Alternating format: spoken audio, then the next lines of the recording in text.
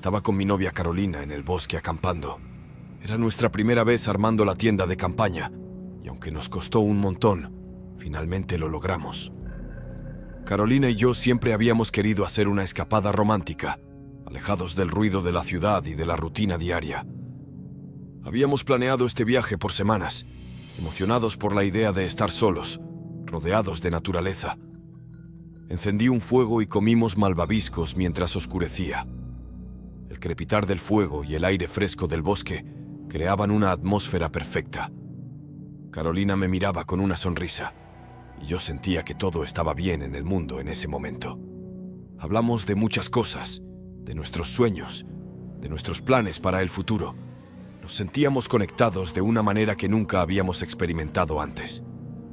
Cuando ya era de noche, entramos a la tienda para estar un poco a solas. Era un momento especial para nosotros porque no teníamos muchas oportunidades para estar solos.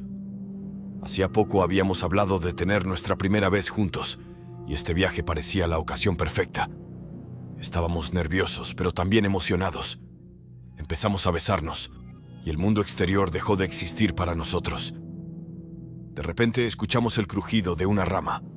Me sobresalté, pero rápidamente pensé que sería un animal. Después de todo, estábamos en el bosque y era normal escuchar ese tipo de ruidos. Era bastante improbable que alguien más estuviera tan adentro del bosque a esas alturas del año, así que no le dimos mucha importancia y seguimos lo nuestro. Carolina me miró con ojos curiosos, pero la tranquilicé diciéndole que no era nada. Pero entonces se escuchó de nuevo ese ruido de ramas rompiéndose. Esta vez, el sonido fue más cercano y más fuerte. Decidí salir a revisar, aunque no esperaba encontrar nada. Al abrir la tienda de campaña, el frío aire nocturno me golpeó y todo estaba en silencio. Caminé alrededor del campamento, tratando de ver algo en la oscuridad, pero no había nada, justo como suponía. Volví a la tienda y le dije a Carolina que todo estaba bien. Ella estaba asustada, así que intenté calmarla, diciéndole que me quedaría despierto para vigilar. Pasaron las horas y el sueño me estaba venciendo. Me frotaba los ojos sin parar, tratando de mantenerme despierto. El cansancio era abrumador y mis párpados se sentían pesados como plomo. Carolina se despertó y me ofreció cambiar el turno para vigilar. Aunque estaba muerto de sueño, acepté, sintiéndome un poco culpable por dejarla sola. No pasó mucho rato cuando, desde dentro de la tienda, escuché un grito desgarrador. El sonido atravesó la noche como un cuchillo, llenándome de pánico. Salí lo más rápido que pude y encontré a Carolina aterrorizada. Tenía la espalda completamente rasguñada y la ropa desgarrada. Estaba en el suelo, llorando y temblando de miedo. Miré alrededor frenéticamente, buscando al responsable. Fue entonces cuando vi la espalda desnuda de alguien que corría hacia los árboles. Era una figura borrosa en la oscuridad, pero claramente humana. No podía creer lo que veía en mis ojos. Era alguien real, no un fantasma ni nada raro, solo una persona que había atacado a mi novia en medio de la nada. La ira y el miedo se mezclaron en mi interior, pero no sabía qué hacer. Volví a mirar a Carolina, sus lágrimas, su miedo. Me arrodillé a su lado, tratando de consolarla, aunque me sentía completamente impotente. No sabía cómo había sucedido esto, cómo alguien había llegado tan cerca sin que lo notáramos. Todo lo que podía hacer era sostenerla y decirle que todo estaría bien, aunque en el fondo no estaba seguro de eso. No entendíamos por qué alguien estaría aquí, en medio del bosque, y mucho menos lastimando a alguien así sin razón. La confusión y el miedo nos envolvían. Llamamos a la policía, pero sabíamos que encontrar a alguien en el bosque sería casi imposible. Describí la situación lo mejor que pude. Empacamos nuestras cosas rápidamente, sin hablar mucho. Cada sonido del bosque nos ponía los nervios de punta. Nunca volvimos a acampar después de eso. La experiencia nos había marcado profundamente. Carolina y yo intentamos seguir adelante, pero ese evento dejó una cicatriz en nuestra relación y en nuestra percepción de seguridad.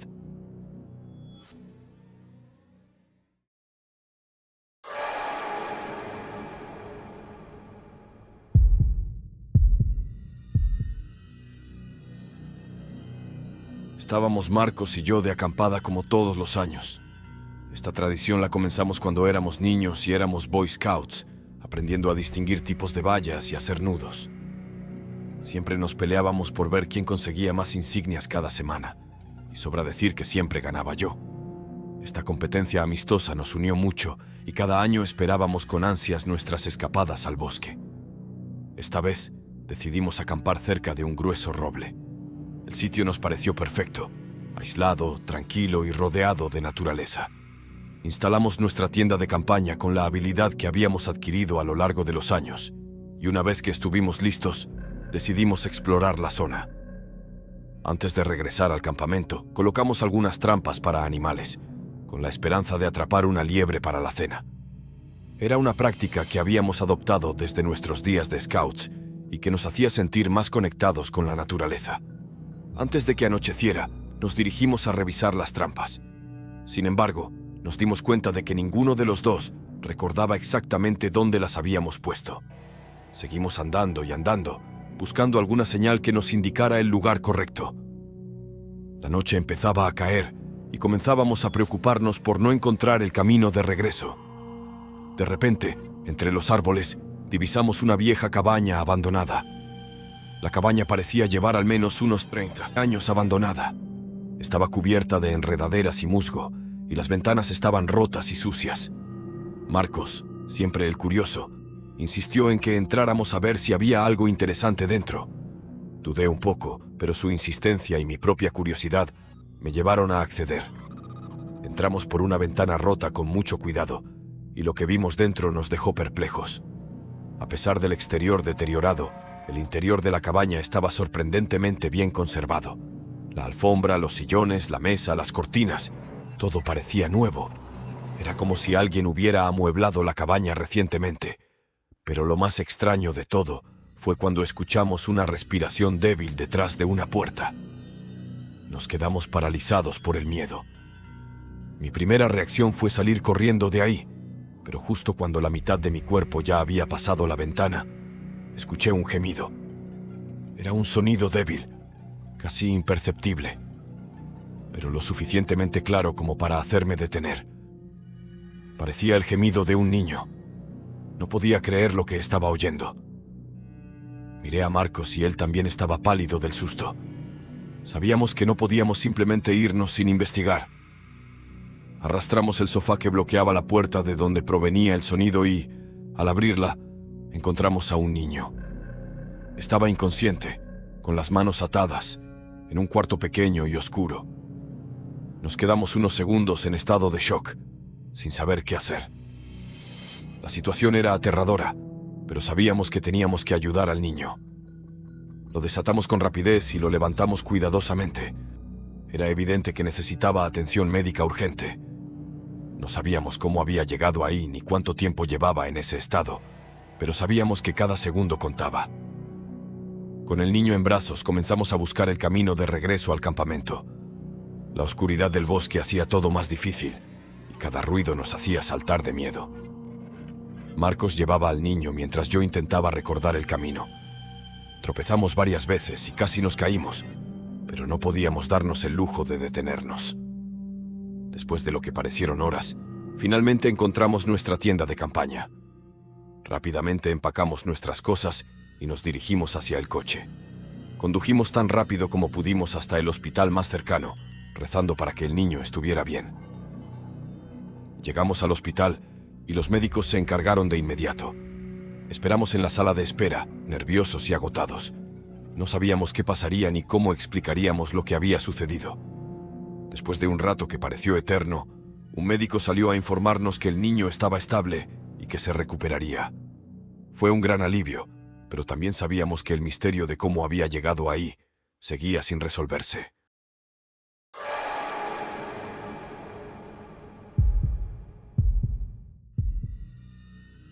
Estaba de excursión con mi curso en el bosque.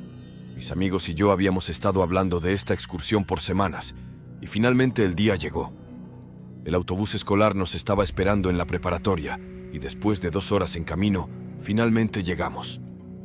A mí me tocó compartir cabaña con mis 2 mejores amigos, Juan y Alfonso.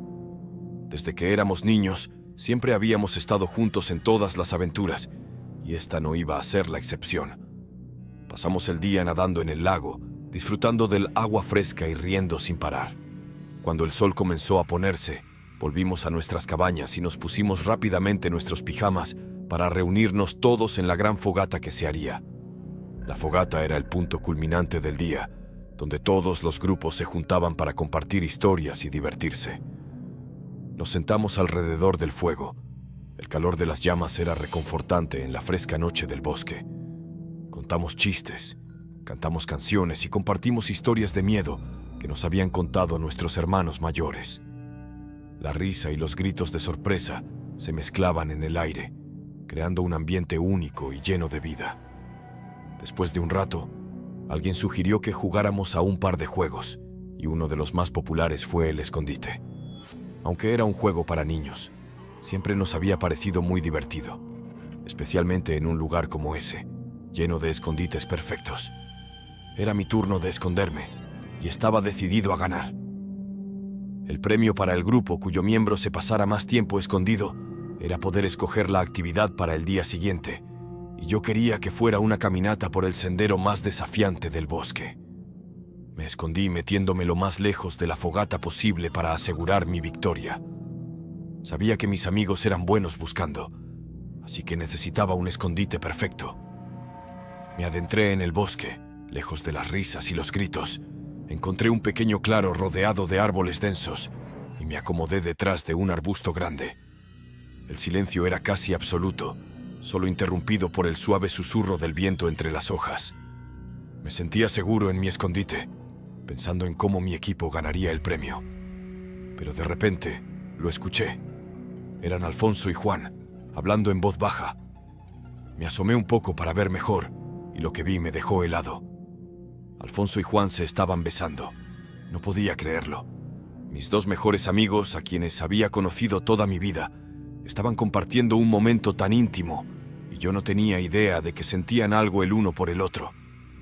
La sorpresa me dejó paralizado y no supe qué hacer. ¿Cómo no me había dado cuenta antes? ¿Cómo no había visto las señales? Era como si de repente el mundo se hubiera vuelto del revés. Quería salir corriendo, pero mis piernas no respondían.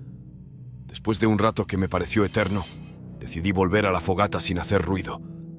No quería interrumpir ni hacer que se sintieran incómodos. Pero cuando me estaba alejando, una rama se rompió bajo mis pies y el sonido fue imposible de ignorar. Juan y Alfonso se separaron de golpe y me vieron. Sus caras pasaron de la sorpresa al pánico en un segundo. Intenté decir algo, cualquier cosa para aliviar la tensión, pero las palabras no salieron de mi boca. Corrí de vuelta a la fogata, mi corazón latiendo a 1000 por hora. Llegué justo cuando los otros comenzaban a preguntarse dónde estaba. Intenté unirme a las conversaciones y los juegos, pero mi mente estaba en otro lugar. No podía dejar de pensar en lo que había visto, en lo que significaba. Me sentía confuso, traicionado, y al mismo tiempo culpable por sentirme así. Eran mis amigos, y lo único que debería importar era su felicidad. Pero todo era tan repentino. Un rato después, Juan llegó a la fogata, pero Alfonso no. Juan tenía una expresión que nunca antes había visto en él.